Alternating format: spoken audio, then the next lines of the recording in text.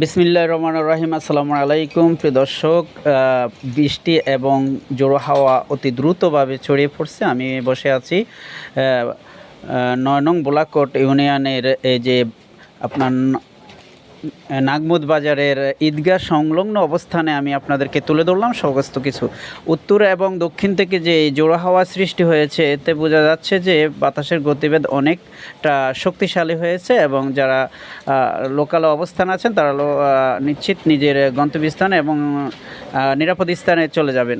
তাছাড়া আপনাদের গবাদি পশু এবং পালিত পশু পাখি যা আছে তারা আপনারা আশ্রয়কেন্দ্রে নিয়ে যাবেন এবং আপনারা নিজেরাও সঠিকভাবে এবং সঠিক স্থানে থাকবেন যেন নিরাপদ থাকেন। এবং ছোটো ছোটো বাচ্চাদেরকে এই মুহূর্তে কোনো পাঠশালা অবস্থানে কোথাও পাঠাবেন না, কারণ কারেন্টের এবং বিভিন্ন রকমের সমস্যা থাকতে পারে।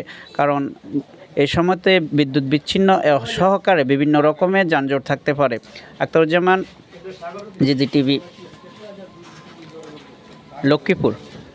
প্রিয় বন্ধুরা, আসলে আমি আপনাদেরকে সকল কিছু দেখাবার চেষ্টা করেছি এবং দেখবেন, কারণ চতুর্দিকে যে পরিবেশ সৃষ্টি হচ্ছে এতে বোঝা যাচ্ছে বিপদ সংকেত বাড়বে।